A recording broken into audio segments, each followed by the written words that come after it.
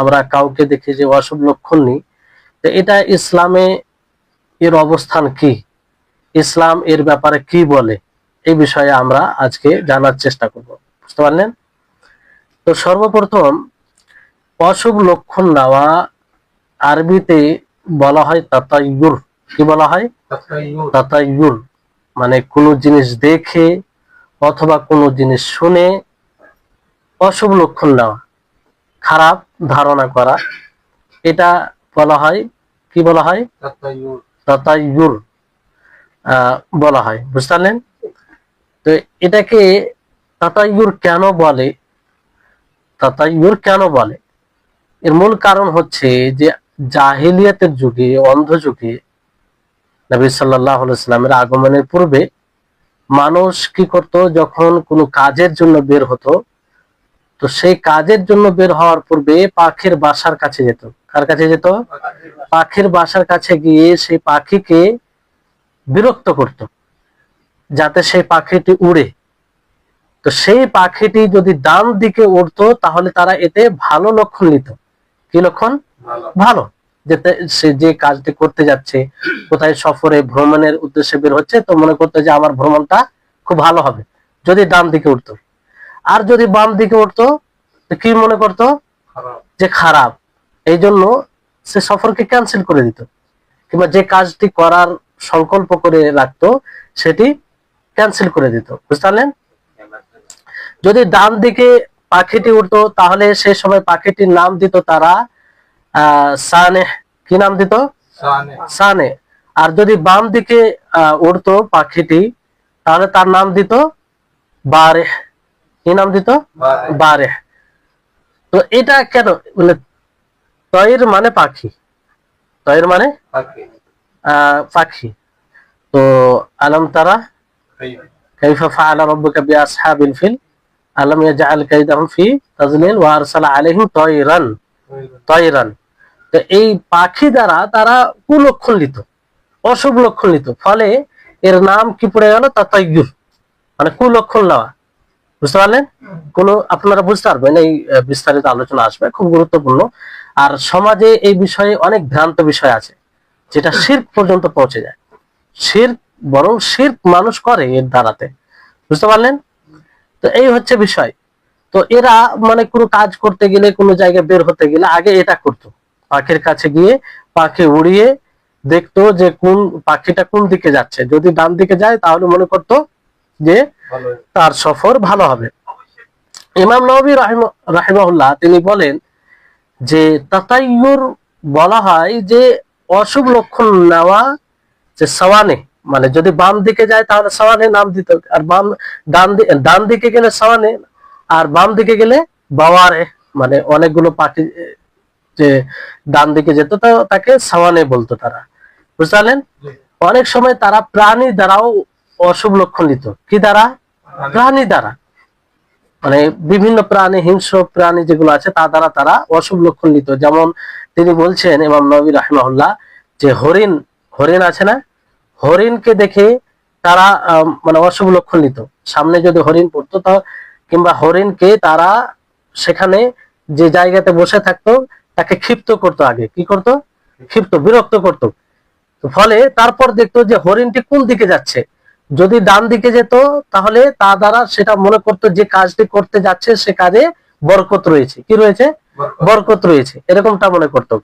আর যে কাজের সংকল্প তারা করে থাকে সেই কাজটা তারা বাকি রাখতো, অব্যাহত রাখতো, মনে করতো যে আমার কাজটি খুব ভালো হবে। আর যদি বাম দিকে যেত হরিণটি তাহলে কি মনে করতো? তারা নিজের সফরকে, নিজের প্রয়োজনকে ক্যান্সেল করে দিত, অশুভ লক্ষণ হতো তারা। বুঝতে পারলেন? তো এই হচ্ছে বিষয়। কিন্তু শরীয়ত এসে, ইসলাম এসে এটাকে রহিত, মানে রহিত নয়, বাতিল করেছে। ইসলাম ঘোষণা করেছে যে এটা সঠিক নয়, এটা বাতিল। এটা কি? বাতিল। এর কোনো ভিত্তি নেই, এর কোনো প্রভাব নেই, না কোনো প্রাণীর কোনো যে বিষয়ের প্রতি বিষয়ের উপরে প্রভাব আছে, না কোনো পাখির, না আর অন্য কোনো প্রাণীর। বুঝতে পারলেন? হাফিজ ইবনে হাজার রাহিমাহুল্লাহ তিনিও বলেন যে মানুষ এটা এরকমটাই করতো। বুঝতে পারলেন? মানুষ বের হওয়ার পূর্বে পাখি উড়াতো কিংবা কোনো প্রাণী দ্বারা এটা তারা কুলক্ষণ নিত কিংবা ভালো লক্ষণ নিত। ডান দিকে গেলে ভালো লক্ষণ আর বাম দিকে গেলে খারাপ ধারণা করত। কোরআনে এই তাতায়ুর সম্পর্কে কি বলা হয়েছে? ইবনুল কাইয়িম রাহিমাহুল্লাহ তিনি বলেন যে রাসূলদের শত্রুদের সম্পর্কে আল্লাহ তাআলা বলেন যে তারা কুলক্ষণ লিত। তারা কি লিত? কুলক্ষণ লিত। যেমন তারা রাসূলদেরকে বলতো সূরা ইউনূসের না ইয়াসিনের 18-19 নম্বর আয়াতে যে ইন্না তাতায়্যারনা বিকুম লাইন লাম তানতাহু লানারজুমান্নাকুম ওয়ালা ইয়ামাসসান্নাকুম মিন্না আযাবুন আলীম, যে আমরা তোমাদের দ্বারা কুলক্ষণ নিচ্ছি, অশুভ লক্ষণ নিচ্ছি, মানে তোমাদের দ্বারা আমরা অকল্যাণ হচ্ছে কিংবা তোমাদের কারণে তোমরা যদি বিরত না হও লানারজুমান্নাকুম, আমরা তোমাদেরকে হত্যা করব আর আমাদের পক্ষ থেকে যন্ত্রণাদায়ক শাস্তি হবে তোমাদেরকে, বুঝলেন? এইভাবে তারা বলতো। তো এখানে দেখেন ওরা অশুভ লক্ষণ নিত, কারা? কাফেরেরা রাসূলদেরকে করে। তো ফলে তারা কি ক্বালু তায়রুকুম মাআকুম আইন যুক্তিরতুম বাল আনতুম কওমুন মুসরিফুন, যে তোমাদের অকল্যাণ তোমাদের সাথে, তোমাদের কুলক্ষণ তোমাদের সাথে, তোমাদেরকে নসিহত করা হয়েছে আর তোমরা অতিরঞ্জন এক সম্প্রদায়, বুঝতে পারলেন? তাহলে এখানে কুলক্ষণের ব্যাপারে বলা হয়েছে যে রাসূলের শত্রুগণ তারা এই কুলক্ষণ নিত।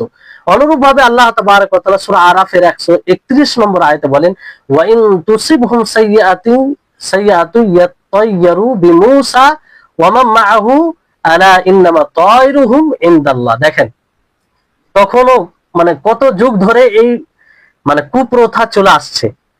মূসা আলাইহিস সালাম, আল্লাহ তাআলা বলছেন যে যখন তাদের নিকটে কোনো মুসিবত আসতো, কোনো বিপদ আসতো, কোনো অকল্যাণ আসতো, তখন তারা বলতো যে এই মূসা এবং মূসার কওমের কারণে এটা অকল্যাণ হয়েছে, মানে কুলক্ষণ লিত তারা, বুঝতে পারলেন? মূসা এবং মূসা আলাইহিস সালামের কওমের দ্বারাতে এটা হয়েছে। তো বলা হয় যে সাবধান, তোমাদের অকল্যাণ আল্লাহর পক্ষ থেকে, এটা মূসা আলাইহিস সালাম ও মূসা আলাইহিস সালামের কওমের কারণে নয়, বুঝলেন? তাহলে তখন থেকে এই কুলক্ষণ চলে আসছে, যারা ইসলামকে মানে না তারা এটা করতো। অনুরূপভাবে আল্লাহ তাবারক ওয়া তাআলা সূরা নামালের 47 নম্বর আয়াতে বলেন যে ক্বালু তায়্যারনা বিকা ওয়া বিমান মাআকা ক্বালা তায়রুকুম ইনদাল্লাহি বাল আনতুম কওমুন তুফতানুন। তারা বলল যে আমরা তোমার দ্বারা, কার দ্বারা? তোমার দ্বারা এবং তোমার সাথে যারা আছে তাদের দ্বারা অকল্যাণ মনে করছি, মানে কুলক্ষণ নিচ্ছি, অশুভ লক্ষণ নিচ্ছি। তখন বলা হয় যে তায়রুকুম ইনদাল্লাহ, তোমাদের অকল্যাণ আল্লাহর পক্ষ থেকে, বুঝলেন? না সালেহ আলাইহিস সালামের কারণে, না সালেহ আলাইহিস সালামের কওমের কারণে, বুঝতে পারলেন? তাহলে বিষয়টি এই আয়াতগুলো দ্বারা স্পষ্ট হচ্ছে যে কোনো জিনিস দ্বারা অকল্যাণ হয় না, কোনো জিনিসের কারণে অকল্যাণ হয় না, বরং অকল্যাণ কার পক্ষ থেকে হয়? আল্লাহ তাবারক ওয়া তাআলার পক্ষ থেকে হয়। এবার আসুন যে দুটি শব্দ আরবিতে বলা হয়, একটা হচ্ছে তিয়ারা আর একটা হচ্ছে তাতায়্যুর। তিয়ারা বলা হয়, তাতায়্যুর বলা হয় হৃদয়ে কুধারণাকে, হৃদয়ে যেটা কুধারণা থাকে তাকে তাতায়্যুর বলা হয়। কি বলা হয়? তাতায়্যুর, যার সম্পর্কে আমরা পড়ছি। আর তিয়ারা বলা হয় যে কুধারণার ভিত্তিতে যে কাজটি ঘটে সেটাকে তিয়ারা বলা হয়। সেটাকে কি বলা হয়? তিয়ারা বলা হয়, বুঝতে পারলেন? কারণ দুটি শব্দ কাছাকাছি, এই জন্য বিষয়টি স্পষ্ট হওয়া দরকার। এবার আসুন যে তিয়ারা একটা বিষয় আর ফাল একটি বিষয়। তিয়ারা বিষয় আর একটি ফাল বিষয়। তিয়ারা মানে আপনার মানে ভালো কুলক্ষণ নেওয়া, অশুভ লক্ষণ নেওয়া, আর ফাল মানে ভালো লক্ষণ নেওয়া। তো এই অশুভ লক্ষণ নেওয়া থেকে শরীয়তে নিষেধ করা হয়েছে, তাই না? শরীয়তে নিষেধ করা হয়েছে। যেমন আনাস রাদিয়াল্লাহু তাআলা আনহু থেকে বর্ণিত, তিনি বলেন রাসূল সাল্লাল্লাহু আলাইহি সাল্লাম বলেছেন লা আদওয়া ওয়ালা তিয়ারাতা ওয়া ইউজিবুনি আল ফাল, যে ইসলামে কোনো প্রকারের সংক্রমণ নেই, আর না কোনো প্রকারের অশুভ লক্ষণ রয়েছে। আর আমাকে যেটা পছন্দ করে সেটা কি? শুভ লক্ষণ নেওয়া, ভালো লক্ষণ নেওয়া। সংক্রমণ নেই বলতে কি বোঝায়? যে একটা অসুখ নিজে থেকে এক জায়গা থেকে অন্য জায়গায় চলে যায়, এরকমটা ইসলামে নেই। মানে নিজে থেকে যাওয়ার শক্তি রাখবে এরকমটা মানে অসুখ নেই কোনো। এরকম এক জায়গা থেকে আরেক জায়গায় যায় এরকমটা হয় না, বরং যায় ওটা কার অনুমতিতে? কার অনুমতিতে? আল্লাহ তাবারক ওয়া তাআলার অনুমতিতে যায়। আল্লাহ তাবারক ওয়া তাআলার অনুমতিতে যায়। তো বিষয়টি হচ্ছে যে মানে সংক্রমণ নেই ইসলামে, এটা মানে বুঝতে পারলেন? ইসলামের সংক্রমণ নেই বলতে একটা অসুখ নিজে থেকে এক জায়গা থেকে অন্য জায়গা যেতে সক্ষম নয়, বরং সেটা আল্লাহর অনুমতিতে হয়। মানে একটা অসুখ অন্য অন্য জায়গায় যায়, কিন্তু কার অনুমতিতে যায়? হ্যাঁ, আল্লাহর অনুমতিতে যায়। বুঝলেন? এই বিষয়টি বুঝতে হবে এইভাবে। আর তেয়ারা বলতে অশুভ লক্ষণ নেই, আর ভালো শুভ লক্ষণ নেওয়া এটা পছন্দনীয় জিনিস। তো আল্লাহ নবীকে জিজ্ঞাসা করা হয় যে আমাল ফাল, মানে শুভ লক্ষণ নেওয়া এটা কি, আসলে এর বিধান কি? তো আল্লাহ নবী বলেন যে আল কালিমাতুত তাইয়্যিবা, ভালো কথা বলা, ভালো কথা বলে শুভ লক্ষণ নেওয়া যাবে, এটা ইসলামে আছে। বুঝতে? ভালো কথা বলে শুভ লক্ষণ নেওয়া, এটা সহিহ মুসলিমে রয়েছে। বুঝতে? এবার আসুন যে এটা স্বাভাবিক বিষয় যে যখন মানুষ ভালো কথা শুনে, ভালো কিছু দেখে, তখন ভালো কি নেই, ভালো ভালো আশা করে, তাই না? আর ভালো লক্ষণ নেওয়া, শুভ লক্ষণ নেওয়া, এটা আসলে আল্লাহর প্রতি সুধারণা রাখা, আল্লাহর প্রতি সুধারণা রাখা। আর কুলক্ষণ নেওয়া, অশুভ লক্ষণ নেওয়া, এটা মূলত আল্লাহর প্রতি কুধারণা রাখা, আল্লাহর প্রতি কুধারণা রাখা। বুঝতে পারলেন? এই জন্য ফাল, ভালো লক্ষণ নেওয়া, এটা পছন্দনীয় জিনিস। এটা কি জিনিস? পছন্দনীয় জিনিস। আর কুলক্ষণ নেওয়া এটা ইসলামে নিষেধ করা হয়েছে, কারণ এর দ্বারা আল্লাহর প্রতি কুধারণা করা হয়, আল্লাহর প্রতি কি করা হয়? কুধারণা করা হয়। বুঝতে পারলেন? ইমাম নববী রাহিমাহুল্লাহ তিনি বলেন যে ভালো লক্ষণ নেওয়া যখন মানুষ আল্লাহর কাছে কোনো লাভের আশা করে। কিসের আশা করে? আল্লাহর নিকটে কোনো লাভের আশা করে, কিংবা কোনো অনুগ্রহের আশা করে কোনো কারণে, তো সে সময় কি হয়? তার অবস্থা সবসময় ভালো থাকে, মানে যেহেতু ভালো আশা করে আছে। বুঝতে পারলেন? কিন্তু তার বিপরীত যখন আল্লাহর মানে কোনো জিনিস দ্বারা মানে অকল্যাণের আশা করে, তখন তার অবস্থা ভালো থাকে? অবস্থা ভালো থাকে না। বুঝতে পারলেন? তখন বিভিন্ন রকমের কুধারণা তার মধ্যে চলে আসে। বুঝতে পারলেন? এই জন্য সবসময় মানুষকে ভালো ধারণা কিংবা শুভ লক্ষণ নেওয়া উচিত যে কোনো জিনিস দ্বারা। বুঝতে পারলেন? ভালো লক্ষণটাই নিতে হবে। আর খারাপ লক্ষণ যদি নেন, কুধারণা কিংবা অশুভ লক্ষণ নেন, তাহলে এতে কি হবে? আপনার আরো মানে অস্থিরতা বেড়ে যাবে, আরো অস্থিরতা বেড়ে যাবে। যেমন ধরেন যে ভালো কথা দ্বারা মানুষ ভালো লক্ষণ নেই। একটা অসুস্থ ব্যক্তির নিকটে গেছেন আপনি, কার নিকটে গেছেন? অসুস্থ ব্যক্তির নিকটে গেছেন। সেই ব্যক্তির নিকটে গিয়ে আপনি বলেন যে তুমি সুস্থ আছো, তুমি ভালো আছো, এর সামান্য তোমাকে হালকা জ্বর হয়েছে, হালকা অসুখ হয়েছে, এইভাবে আপনি তাকে বললেন। এই কথা দ্বারা সে সান্ত্বনা পাবে কি পাবে না? মানে সে ভালো লক্ষণ নিবে যে না, আমি আগামীতে হয়তো ভালো হয়ে যাবে, আমি বেশি অসুস্থ হয়নি, এরকম বিষয়টা হবে, তাই না? আর যদি যাওয়া মাত্রই বলেন তোমার এই অবস্থা, তোমার ডেঞ্জার, খুব এরকম ভয়াবহ অবস্থা এরকম, তাহলে তার একটা কুপ্রভাব পড়বে। বুঝতে পারলেন? এরকম বিষয় সব জায়গায় যে আপনি ভালো লক্ষণ নিলে আপনার শরীরও সুস্থ থাকবে। তো বুঝতে পারলেন যে ভালো লক্ষণ নেওয়াতে আল্লাহর প্রতি সুধারণা রাখা হবে। আর খারাপ লক্ষণ যদি নেন, তাহলে এতে আল্লাহর ব্যাপারে কুধারণা করা হবে, যা থেকে শরীয়তে নিষেধ করা হয়েছে। আল্লাহর ব্যাপারে কেউ কুধারণা করতে পারে? পারে না, কেউ কুধারণা করতে পারে না। বুঝতে পারলেন? এবার আসুন যে এই কুলক্ষণ নেওয়া, এটার বিধান কি শরীয়তে? শরীয়তে এর বিধান কি?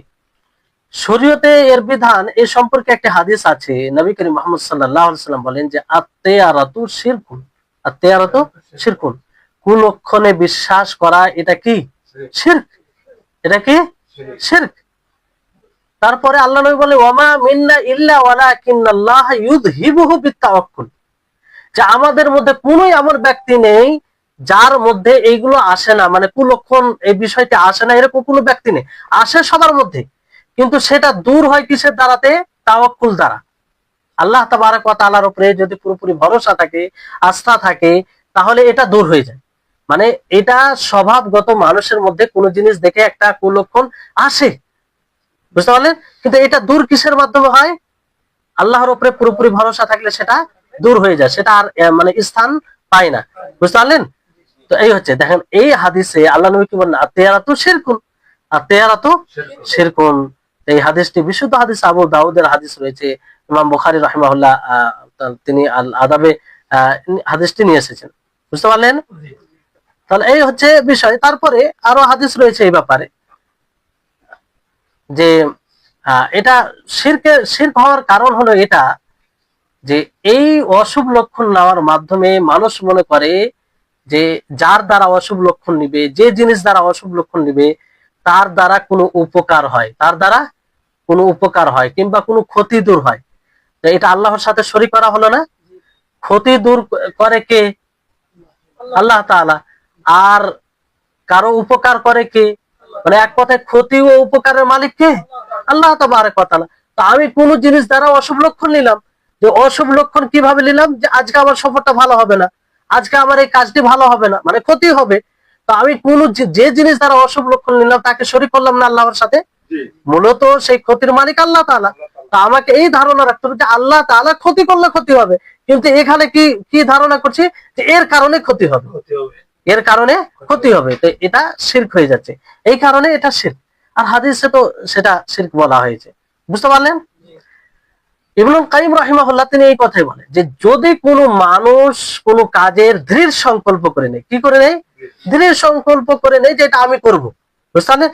তারপর কোন জিনিসকে দেখে, কোন জিনিসের অশুভ লক্ষণের কারণে সেটা থেকে সে নিজেকে বিরত রাখে, নিজেকে বিরত রাখে, তাহলে এটা কি হবে? এটা কি হবে? শিরক হবে। এটা শিরকের মধ্যে চলে আসবে। কারণ আল্লাহর উপরে যে একটা তাওয়াক্কুল, ভরসা, আল্লাহর ব্যাপারে যে ভালো ধারণা, সেটাকে শেষ করে দিচ্ছে, তাই না, এর মাধ্যমে। তো এই হচ্ছে বিষয়, বুঝতে পারলেন। মানে এই মানে অশুভ লক্ষণ নিতে গিয়ে, এর প্রতি বিশ্বাসী হতে গিয়ে কি করে আল্লাহ তাআলা একটা যে ইমানের 6টি রুকন, তার মধ্যে একটা রুকন কি? যে তকদিরের উপরে ইমান নিয়ে আসতে হবে।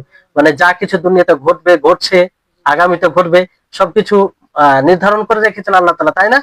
এটার প্রতি বিশ্বাস হবে। তো আমি আগে থেকে নির্ণয় করে নিচ্ছি যে আমার সফলটা খারাপ হবে, মানে কোন যে জিনিস দ্বারা আমি অশুভ লক্ষণ নিচ্ছি, তার মানে কি তকদিরের উপরে বিশ্বাস নেই? তকদিরের উপরে বিশ্বাস নেই, দুর্বল। তো এইগুলো মানে শরীয়ত বিরোধী বিষয় এর মধ্যে আসে। এই জন্য ইবনে উসাইমিন রাহিমাহুল্লাহ একটি গুরুত্বপূর্ণ নীতিমালা বলেন, ভালো করে স্মরণে রাখবেন, এটা কাজে আসবে। এই নীতিমালা যদি বুঝে যান তো অনেক শরীয়ত বিরোধী থেকে আপনি বেঁচে থাকবেন। সেটা কি? আর সেটা আকীদার সাথে সম্পৃক্ত।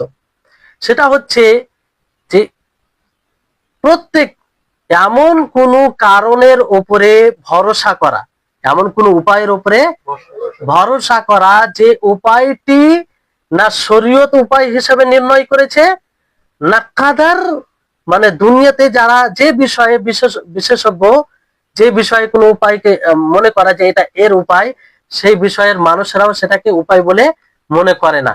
তাহলে এইরকম জিনিসকে উপায় মনে করা, এটা শিরক হবে। কথা বুঝতে পারছেন? যেমন আপনাদেরকে উদাহরণ দিই, যে ধরুন আপনার হাতে ব্যথা হচ্ছে, আপনার হাতে ব্যথা হচ্ছে, কেউ যদি হাতে আপনার কি পড়ে, ধরেন ধাগা কিংবা রবার্ট কিংবা আর কিছু হাতে লাগায়, তার উদ্দেশ্য কি? যে এই হাতে রবার্ট পড়ে কিংবা ধাগা লাগিয়ে আমার হাতের ব্যথা দূর হবে। তো হাতে ব্যথা দূর হবে, এটা একটা কারণ হিসাবে সে মেনে নিল এটাকে, না? তো এই কারণটা কি শরীয়তে বানালছে? বানায়নি।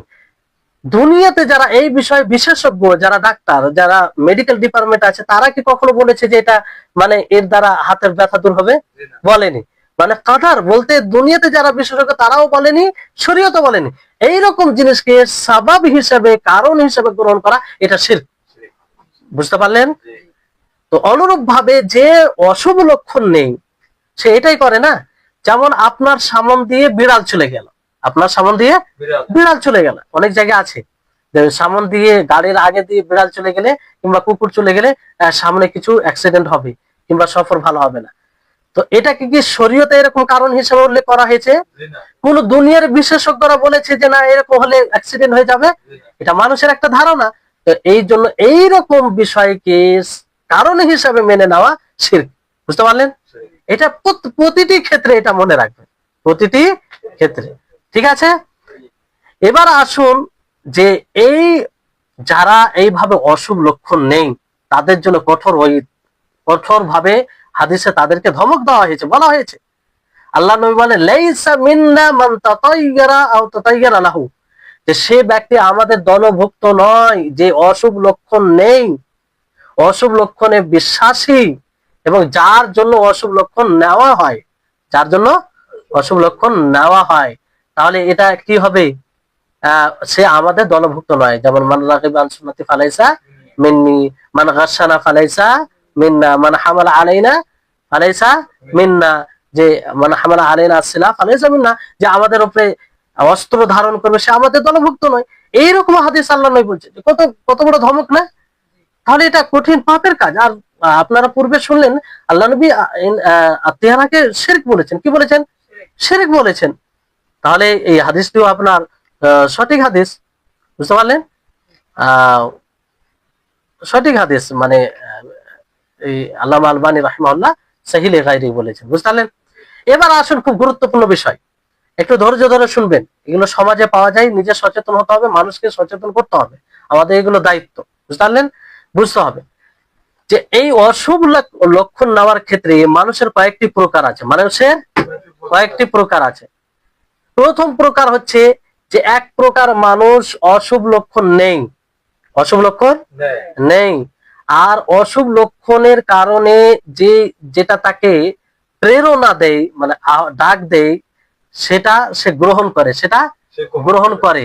আর যে কাজের সে সংকল্প করে থাকে, যে কাজের সে সংকল্প করে থাকে সেটাকে সে ছেড়ে দেয়, সেটাকে সে ছেড়ে দেয়। যেমন উদাহরণ, আপনি এখান থেকে বের হচ্ছেন হনুমানের জন্য, কোথাকার জন্য? হনুমানের জন্য আপনি বের হচ্ছেন। এবার বের হওয়ার পরে সামনে একটা কোনো মানুষের সাথে সাক্ষাৎ হলো, আপনি তাকে দেখে অশুভ লক্ষণ নিলেন, এই তোমার সাথে সাক্ষাৎ, আজকে মনে হয় আমার সফরটি ভালো হবে না, যে আপনি যে সংকল্পটা করেছেন সেটাও বাদ দিয়ে দিলেন, আর এই অশুভ লক্ষণ নেওয়ার কারণে যেটা মানে দাবি করছে সেটাও গ্রহণ করলেন। তাহলে এটা এক প্রকার। এই ধরনের লোকেরা কি করে? শিরক করে। কি করে? শিরক করে। বুঝতে পারলেন? প্রথম প্রকার বুঝতে পারলেন। দ্বিতীয় প্রকার হচ্ছে যে কিছু লোক আছে অশুভ লক্ষণ নেই, অশুভ লক্ষণ নেই, কিন্তু অশুভ লক্ষণ নেই মানে কি, যে অশুভ লক্ষণের এতে তার হৃদয়ে খটকা আসে, কিন্তু যে কাজটি সে সংকল্প করে থাকে যে আমি এই কাজটি করব কিংবা অমুক জায়গায় যাব, অশুভ লক্ষণ হচ্ছে যে সামনে একটা কোনো জানোয়ার কোনো প্রাণী চলে গেল, সে মনে ভালো যে আজকে মনে আমার সফর ভালো হবে না, কিংবা আমি যে কাজের উদ্দেশ্যে যাচ্ছি কিংবা ব্যবসার জন্য বের হয়েছে আজকে মনে ব্যবসায় আমার বেনিফিট আসবে না। হ্যাঁ, তো এটা সে মনে করলো কিন্তু কাজটি ছাড়লো না, সে বের হয়ে গেল, এটা মনে করার পরও বের হয়ে গেল। তাহলে এটা শিরক হবে না, কিন্তু কি হবে? হারাম। এটা কি হবে? হারাম। আর এটা চলে যাবে কিসের মাধ্যমে? আল্লাহর উপরে ভরসা করলে চলে যাবে, মানে আল্লাহর উপরে ভরসা করে সেটাকে যদি পরিহার করে তাহলে দূর হয়ে যাবে। বুঝতে পারলেন? কারণ আত্মীয়রা তো শিরক বলেছেন আল্লাহ নবী, আর বলেছেন যে আমাদের মধ্যে কোনো ব্যক্তি এমন নেই যার মধ্যে এগুলো ধারণা আসে না। ধারণা আসে, অনেক সময় ধারণা চলে আসে শয়তানের প্ররোচনা মতো, কিন্তু এটা দূর কিসের মাধ্যমে হয়? আল্লাহর উপরে ভরসা করে যে আল্লাহ ক্ষতি লাভ লসের মালিক, তো এই ব্যক্তি কি করবে কিংবা এই প্রাণীটি কি করবে কিংবা এর দ্বারা কি হবে, এইভাবে মানে তাওয়াক্কুল আল্লাহর উপরে রাখলে সেটা দূর হয়ে যাবে। বুঝতে পারলেন? তৃতীয় প্রকার, দ্বিতীয় প্রকারের লোক বুঝতে পারলেন? তৃতীয় প্রকারের লোক কি? যারা অশুভ লক্ষণও নেয় না, একদম এতে বিশ্বাসীও নয় তারা। বুঝতে পারলেন? আর না এর কিছু গ্রহণ করে, এর কিছু গ্রহণ করে, এরা হচ্ছে সবচেয়ে উত্তম মানুষ। এরা কি? সবচেয়ে উত্তম মানুষ, পরিপূর্ণ, এবং এদের দারাজা আল্লাহর নিকটে খুব উঁচু হবে। কি হবে? উঁচু হবে। কেমন করে? এই ধরনের লোক আল্লাহ তাবারক ওয়া তাআলা এই ধরনের লোককে বিনা হিসাবে জান্নাতে প্রবেশ করবেন। বিনা হিসাবে যাদেরকে জান্নাতে প্রবেশ করাবেন তাদের মধ্যে কয়েকটি বৈশিষ্ট্য থাকবে। তার মধ্যে এটি ওয়ালা ইয়াতাতায়্যারুন, যে তারা কি করবে না? অশুভ লক্ষণ নিবে না, কোনো জিনিসকে দেখে অশুভ লক্ষণ নিবে না। কয়েকটি বৈশিষ্ট্য আছে এই ব্যাপারে, হাদিস যেটা আছে আপনাদেরকে বলে দিই, যাতে ওই গুণগুলো আমরা মানে অবলম্বন করতে পারি। কারণ বিনা হিসাবে জান্নাত, বিনা হিসাবে জান্নাত। আল্লাহ নবী বলেন যে ইয়াদখুলুল জান্নাতা মিন উম্মতি ৭০,০০০ বিগাইরি হিসাব, যে ৭০,০০০ মানুষ হিসাব ছাড়াই জান্নাতে প্রবেশ করবে। তো সাহাবীরা বললেন ক্বালু মান হুম ইয়া রাসূলুল্লাহ, যে হে আল্লাহর রাসূল তারা কে? সাহাবীরা তো বুঝতে পারছেন তারা কতটা আগ্রহী ছিল, তারা কতটা আগ্রহী ছিলেন। তাদের মধ্যে এক প্রকার অস্থিরতা, কে হবে, কে এই বৈশিষ্ট্যের মালিক হবে? তখন আল্লাহ নবী বলেন হুমুল্লাযীনা লা ইস্তারকুন, যারা অন্যদেরকে ঝাড়ফুঁক করার জন্য বলবে না। ঝাড়ফুঁক করতে বলা এটা জায়েজ, এতে কোনো সন্দেহ নেই, কিন্তু আল্লাহর উপরে এত বেশি আস্থা থাকবে, এত ভরসা থাকবে যে কাউকে বলবে না যে আমাকে ঝাড়ফুঁক করে দাও, কিন্তু বললে জায়েজ, বললে জায়েজ, কিন্তু এই ফজিলত থেকে বঞ্চিত হয়ে যাবে। কথা ভুল বুঝবেন না। অনেকে আবার পর ভুল বুঝবেন যে অমুক ঝাড়ফুঁক করতেই মানা করেছে, যেমন সমাজে হয়ে থাকে যে এক বলে বক্তা আর শ্রোতা এক বুঝে। তো এটা নয়, এইখানে বুঝতে হবে যে ঝাড়ফুঁক আপনি করতে বলতে পারেন, জায়েজ বিষয়, কিন্তু আপনার পরিপূর্ণতা তাওয়াক্কুলের পরিচয় হচ্ছে যে আপনি এটাও বলবেন না, এটাও বলবেন না, তাহলে এই ফজিলতের অন্তর্ভুক্ত হবেন যে বিনা হিসাবে জান্নাতে যাবেন। বুঝলেন একটা? দ্বিতীয় হচ্ছেন ওয়ালা ইয়াতাতায়্যারুন, যে বিষয়ে আমরা আজকে পড়ছি, যে অশুভ লক্ষণ নিবে না, কোন জিনিস দ্বারা অশুভ লক্ষণ নিবে না। আর তৃতীয় হচ্ছে ওয়ালা ইয়াকতাউন, মানে আগুন দ্বারা দাগ দিবে না। দাগ মানে লোহা গরম করে আগে যে এলাজ করা হতো সেটা করবে না, পরবর্তীতে এটা মানে এটা করবে না। ওয়া আলা রাব্বিহিম ইয়াতাওয়াক্কালুন। চতুর্থ হচ্ছে যে আল্লাহর উপরে পূর্ণ ভরসা রাখবে, আল্লাহর উপরে পূর্ণ ভরসা রাখবে। দেখেন এই তিনটাই বিষয়, এর আগে যে তিনটা বিষয় বলা হয়েছে, তিনটাই বিষয় কিন্তু আল্লাহর উপরে ভরসার উপরেই সম্পৃক্ত। আল্লাহর উপরে পূর্ণ আস্থা ভরসা থাকলে এগুলো করার প্রয়োজন নেই, প্রয়োজন মনে করবে না। বুঝতে পারলেন? এই হচ্ছে বিষয়। এবার আসুন আপনাদেরকে যেটি বুঝানোর ক্ষেত্রে আরো স্পষ্ট হবে যে আমাদের সমাজে কিভাবে মানে অশুভ লক্ষণ না হয়। আপনারা অনেক সময় মনে করছেন যে কি আলোচনা শুনছি, আমাদের এখানে কিভাবে অশুভ লক্ষণ না। এবার বুঝতে আপনাদের সুবিধা হবে যে অনেক মানুষ অশুভ লক্ষণ নেই, কিছু মানে যার মানে শারীরিক দিক দিয়ে দুর্বল তাকে দেখে। যেমন কানা মানুষ বাড়ি থেকে বের হলো, হঠাৎ করে কোনো কানা মানুষ যদি সামনে আসে, আজকে তোমার সাথে সাক্ষাৎ হলো, আমার ব্যবসায় ভালো হবে না, তোমার সাথে সাক্ষাৎ হলো, আজকে আমার সফরটাই মনে ভালো হবে না। এরকম একটি ঘটনা ঘটেছে, বুঝলেন না? মানে এতে হাসির বিষয় আছে। সেটা কি, যে এক রাজার মানে দায়িত্বশীল, বড় দায়িত্বশীল, সে বের হয় বিশেষ কোনো কাজে, বিশেষ কোনো কাজে বের হয়। সামনে একটি কানা পড়ে যায়, সামনে কানা একটি অন্ধ মানুষ পড়ে যায়। তো সে মানে এটাকে অশুভ লক্ষণ নেই। কি লক্ষণ নেই? প্রভাবশালী সেই লোকটি, তার দ্বারা অশুভ লক্ষণ নেই। তো তাকে কি করে আদেশ দেওয়া হয় যে তাকে তুমি গ্রেফতার করা, মানে অন্যকে গ্রেফতার করার আদেশ দিল। আর যখন তিনি চলে গেলেন তারপরে তাকে ছাড়ার আদেশ দিলেন। এটাই করা হলো, যাকে গ্রেফতার করা হলো ওই ব্যক্তিকে, যখন তিনি চলে গেলেন তাকে ছেড়ে দেওয়া হলো। পরে তিনি জিজ্ঞাসা করেন যে সাআলতুকা বিল্লাহি মা কানা জুরমিল্লাযী হাবাসাতনি লিআজলি, যে আমি তোমাকে আল্লাহর কসম করে জিজ্ঞাসা করছি যে তুমি কি অন্যায় আমাকে তুমি গ্রেফতার করেছিলে, গ্রেফতার করার আদেশ দিয়েছিলে, কিসের কারণে, কিসের ভিত্তিতে? বুঝলেন? তো তিনি বলছেন যে তাতাইয়ারতু বিকা, যে তোমাকে দেখে আমি অকল্যাণের লক্ষণ নিয়েছি, অশুভ লক্ষণ নিয়েছি। হ্যাঁ, সে বললো ফামা আসাবতা ফি ইয়াউমিকা বিরুয়াতি, তাহলে আজকে তুমি আমাকে দেখে আমাকে গ্রেফতার করেছো, ফলে কোনো তোমার অশুভ লক্ষণ মানে কোনো অকল্যাণ ঘটেনি তোমার তোমার আজকের এই দিনে? সে বললো না, আজকে তো আমি কোনো অকল্যাণ পাইনি, মানে আমি কল্যাণই পেয়েছি, যেহেতু তোমাকে তো গ্রেফতার করে দিয়েছি এটার কারণে। তাহলে সে তারপরে সে বলল যে আইয়ুহাল আমির, যে হে নেতা, আনা খারাজতু মিন মানজিলি ফারাইতুকা ফালাকিতু মিন ইয়াউমি আশ-শার ওয়াল হাবস, যে আমি নিজের বাড়ি থেকে বের হলাম, আপনাকে দেখলাম, আপনাকে দেখা মাত্রই আমি আজকের দিন মন্দ পেলাম। আজকের দিন মন্দ পেলাম, অকল্যাণ পেলাম, আমাকে গ্রেফতার করা হলো, আমার দিনটি খারাপ গেল। ওয়ান্তা রাইতানি ফালাকিতাল খাইর ওয়াস সুরুর, আর আপনি আমাকে দেখেছেন, ফলে আপনি কল্যাণ পেয়েছেন, আপনি আনন্দিত হয়েছেন। ফামান আশআমুনা, তা আমাদের দুইজনের মধ্যে কে বেশি অশুভ লক্ষণের মানে যোগ্য? কথা বুঝতে পারছেন? যে ওনাকে উনি মানে যে আমের নেতা, তাকে গ্রেফতার করলে কি তাকে অশুভ লক্ষণের কারণে না, তো তার দিনটি ভালো গেল।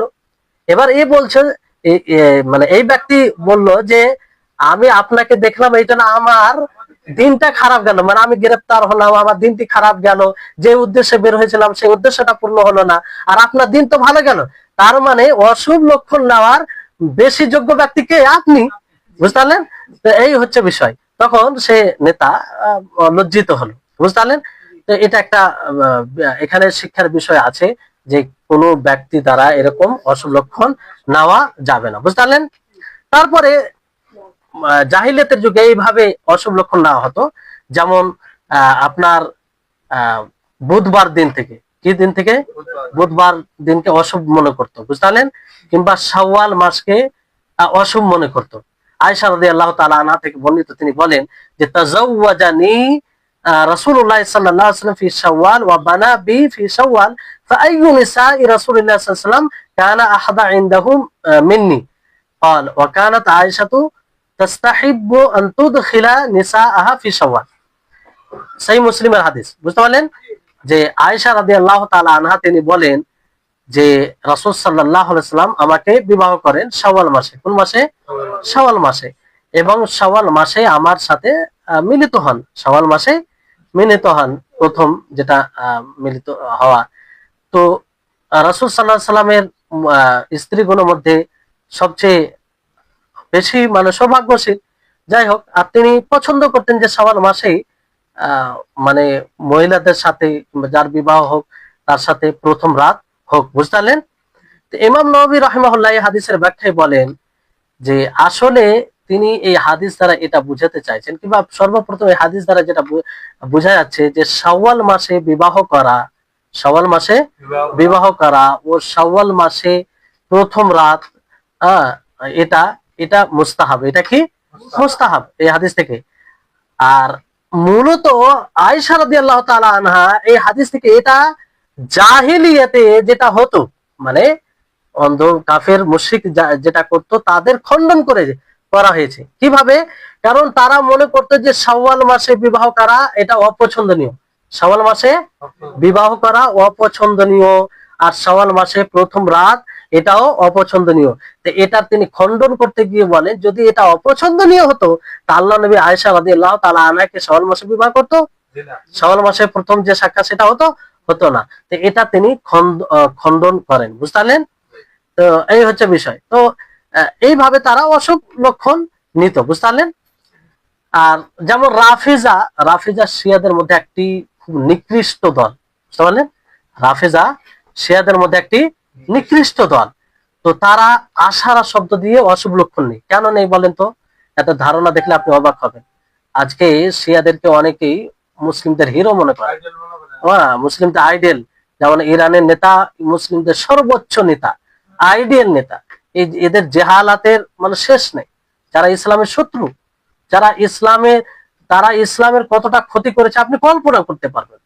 ইহুদি ও মুশরিকদের চাইতে এরা বেশি ক্ষতি করে, কারণ এরা মানুষের সামনে প্রকাশ করে যে আমরা মুসলিম, যেমনই মুসলিম হোক, আর ভিতরে ভিতরে এরা নেফাক মুনাফিকের রাস্তায় মানে ইসলামের ক্ষতি করে, ইসলামকে যারা মানে তাদের ক্ষতি করে। এরা আশারা শব্দ দিয়ে কেন অশুভ লক্ষণ নেই আপনি জানেন? কারণ আশারায়ে মুবাশশারা কি আছে? জান্নাতি 10 জন সাহাবীকে জান্নাতের সার্টিফিকেট দেওয়া হয়েছে কি হয়নি? ডিক্লেয়ার করা হয়েছে। আল্লাহ নবী ডিক্লেয়ার করেছেন যে 10 জন সাহাবী কোথায় যাবে? জান্নাতে যাবে। তো আশরায়ে মুবাশশারা বলা হয়, তাদেরকে কি বলা হয়? আশরায়ে মুবাশশারা বিল জান্নাহ। এই জন্য তারা আশারা শব্দ দিয়েই অশুভ লক্ষণ নেই, বুঝতে পারলেন? মানে কি ধারণা তাদের যে আশারা মুবাশশারা মানে 10 জন সাহাবী জান্নাতে যাবে, আর সেই 10 জন নির্ধারিত সাহাবী আছে। এই জন্য তারা এই আশারা শব্দ দিয়ে অশুভ লক্ষণ নেই যে আশারা শব্দ নিলে কি কোনো অকল্যাণ কিছু ঘটবে, বুঝতে পারলেন? তারপর অনেকেই আছে যে সফর মাসের দ্বারা তারা অশুভ লক্ষণ নেই, সফর মাস, মহরম সফর যেটা রয়েছে আরবি মাস, তা দ্বারা অশুভ লক্ষণ। আবার ফের অনেকেই ভালো লক্ষণ নেই সবসময়, এটাও ঠিক নয়, কারণ সব মাস বরাবর। আর স্থায়ী ভাবে এটা করা বিদআত। ইবনে উসাইমিন রাহিমাহুল্লাহ বলেছেন যে সেটা অন্য মাসের মতো এটাও মাস, তবে রজব মাস একটা সম্মানিত মাস। রজব মাস কি সম্মানিত মাস, বুঝতে পারলেন? তারপরে অনেকে আছে অশুভ লক্ষণ নেই কিসের মাধ্যমে? কিছু প্রাণী দ্বারা, কিছু প্রাণী দ্বারা। যেমন আপনার সাদ বিন আবি ওয়াক্কাস, তিনি সফরে বের হন, তো সামনে একটি হরিণ চলে আসে। কি আসে? হরিণ আসে। তো হরিণটি যেমন কাছে আসা, তো পাশে যে ছিল সে বলে যে আপনি ফিরে যান, আপনি ফিরে যান। তখন তিনি বললেন, সাদ তাকে বললেন যে কেন ফিরে যাব, কিসের কারণে? যে কোনো অশুভ, কোনো অকল্যাণ কিছু ঘটবে, কারণ সামনে হরিণ চলে এসেছে। কি এসেছে? হরিণ চলে এসেছে। তখন তিনি বলে যে আখবিরনি মিন আইয়িহা তাতায়্যারতা, তুমি বলো যে তুমি তার কোন জিনিস দ্বারা অশুভ লক্ষণ নিয়েছো? তার সিং দ্বারা তুমি অশুভ লক্ষণ নিয়েছো, যে সামনে এসেছে তখন তুমি তার সিং দ্বারা অশুভ লক্ষণ নিয়েছো, না তার লেজ দ্বারা অশুভ লক্ষণ নিয়েছো, যখন সে পালায় তখন ওই সময় অশুভ লক্ষণ নিয়েছো? তখন তিনি বলেন যে ইন্না তিয়ারাতা লিশুবাতি মিনাশ শিরক, অশুভ লক্ষণ নেওয়া এটা শিরকের একটি অংশ, শিরকের একটি অংশ, বুঝতে পারলেন? তো অনেক প্রাণী দ্বারা অশুভ লক্ষণ নেই আমাদের সমাজে। আপনাদের এলাকায় আছে কি জানি না, বিড়াল সামনে দিয়ে গেলে মনে করে যে কিছু কিছু অকল্যাণ কিছু ঘটবে, অকল্যাণ কিছু ঘটবে, এরকম আছে। কারো কুকুর, যদি সামনে কুকুর চলে যায় সামনে গাড়ির সামনে দিয়ে, তো অ্যাক্সিডেন্ট হতে পারে, এরকম অনেক কিছু আছে সমাজে, বুঝতে পারলেন? তো সবগুলো এগুলো মানে শিরকি মানে ধারণা, বুঝতে পারলেন? তারপরে অনেকেই পাখি দ্বারা অশুভ লক্ষণ নেই, যেমন কাউয়া, কাউয়া মানে মানে ডাক দেয়, তখন একটি ধারণা। কিংবা আরো কিছু পাখি আছে যেগুলো দ্বারা মানে অশুভ লক্ষণ নেওয়া হয়। অনেকেই যেমন খেতে বসে কেউ যদি হাঁচি দেয়, কি দেয়, তো বলে যে তোমার কেউ সুনাম করছে, কিংবা তোমার এমন কিছু করছে, এরকম বলে বিভিন্ন জায়গায় বিভিন্ন। হ্যাঁ হ্যাঁ, তো এগুলো কি, এগুলো ঠিক? এগুলো ঠিক নয়, কারণ এটা তার ওটার সাথে এটার কি সম্পর্ক? কোন সম্পর্ক আছে? কারো মানে ওই যে পানি নিতে গিয়ে যদি বাটি হাত থেকে পড়ে যায়, তা তার ব্যাপারে একটা লক্ষণ আছে। হ্যাঁ, বিভিন্ন প্রকারের রয়েছে, বুঝতে পারলেন? এই সবগুলো শরীয়ত বিরোধী, এমনকি সেটা শিরক পর্যন্ত পৌঁছে যায়। তো আমাদেরকে কি করতে হবে? এগুলো থেকে বিরত থাকতে হবে, মানুষকে সজাগ করতে হবে, মানুষকে কি করতে হবে? সজাগ করতে হবে। কারণ খায়ের বলতে আল্লাহর হাতে, আর শার বলতে আল্লাহর হাতে। মানে আল্লাহর ইচ্ছা ছাড়া কোনো শার হয়? মানে মন্দ কিছু ঘটে, আর কল্যাণ কিছু তার ইচ্ছা ব্যতীত ঘটে না, বুঝতে পারলেন? তারপরে আরো কিছু অশুভ লক্ষণ নেওয়ার বিষয় আছে, যেগুলোর দিকে আর যাচ্ছি না। যেমন এবার আসুন শেষে যেটা পয়েন্ট বলে শেষ করব, সেটা হচ্ছে যে আমরা এই অশুভ লক্ষণ নেওয়া থেকে বিরত কিভাবে থাকবো, এর এলাজ কি, এর এই থেকে বাঁচার পথ কি, বুঝতে পারলেন? সর্বপ্রথম আপনি পরিপূর্ণভাবে আল্লাহর উপরে তাওয়াক্কুল রাখবেন। কার উপরে তাওয়াক্কুল রাখবেন? আল্লাহর উপরে তাওয়াক্কুল রাখবেন। তাহলে এগুলো কিছু আপনার মধ্যে আসবে না, যেটা আপনারা হাদিসে শুনলেন যে আত্মীয়রা তো শিরকুন, এই অশুভ লক্ষণ নেওয়া শিরক। আর আমাদের মধ্যে কেউ এমন নেই যে এই ধারণা কারোর মধ্যে আসে না, বুঝতে পারলেন? আসে, কিন্তু এটা দূর হবে কিসের মাধ্যমে? আল্লাহর উপরে ভরসা করে, আল্লাহর উপরে ভরসা। তাহলে প্রথম পদ্ধতি কি? আল্লাহর উপরে ভরসা। দ্বিতীয় পদ্ধতি হচ্ছে যে যদি আপনার হৃদয়ে এইসব ধারণা আসে, তাহলে আপনি আল্লাহর কাছে বিনয়ের সাথে দোয়া করবেন। কি করবেন? দোয়া করবেন যে আল্লাহ এইসব ধারণা আমার অন্তর থেকে, হৃদয় থেকে কি করে দাও, দূর করে দাও। কারণ শিরক, একে আশ্রয় দেওয়া যাবে না। এই শিরক যদি আপনি আশ্রয় দিতে দিতে বড় শিরক করে ফেলবেন, আর ফলে আপনার আখিরাত পুরো খারাপ হয়ে যাবে, বুঝতে পারলেন? তো এটা একটা বিষয়। তৃতীয় যেটা পথ হচ্ছে যে যখনই আপনার হৃদয়ে কোনো এরকম অশুভ লক্ষণের বিষয় আসবে, সেটার প্রতি সাড়া দিবেন না। সেটা কি করবেন না? সাড়া দিবেন না। হৃদয় আসতে পারে, কিন্তু সাড়া দিবেন না, তার উত্তর দিবেন না।